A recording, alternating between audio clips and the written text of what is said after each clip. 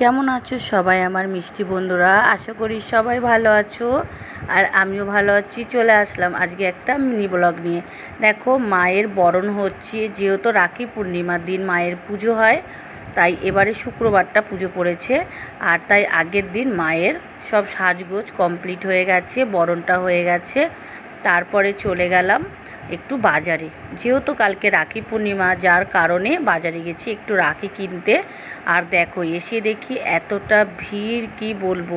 তো যাই হোক, কোনোভাবে পুরো বাজারটা ঘুরে তারপরে আসলাম একটু জামা কাপড়ের দোকানে।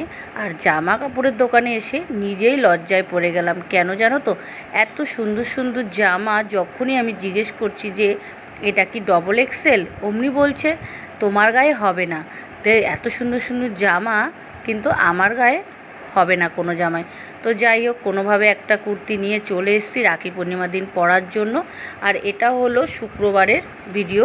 তারপরে সবাই মিলে সবাইকে রাখি পরাচ্ছে আর মজা হচ্ছে। চলে গিয়েছিলাম দিদির মেয়ের বাড়ি, তো ওখানেই এই আয়োজনটা হয়েছে। তারপরে রাখি পূর্ণিমা হয়ে যাওয়ার পরে সবাইকে রাখি পরানোর পরে আমাদের আবার যেহেতু বাড়িতে ফিরে আসতে হবে, তাই সবাই মিলে খুব মজা করলাম। তো মজা আনন্দ, আর যেহেতু তোমাদের যে মায়ের দর্শনটা দেখালাম, তো সন্তোষী মায়ের পুজোর দিনটা আমি থাকতে পারিনি, এখানে চলে এসেছি, যার জন্য ওই ভিডিওটা আর তোমাদের কাছে দিতে পারলাম না। তো ঠাকুরের কাছে প্রার্থনা করি সবাই তোমরা ভালো থাকো, সুস্থ থাকো।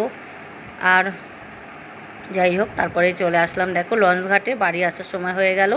তো কেমন লেগেছে মিনি ব্লগটা অবশ্যই বলো। খুব তাড়াতাড়ি আবারও একটা সুন্দর মিনি ব্লগ নিয়ে তোমাদের কাছে চলে আসবো।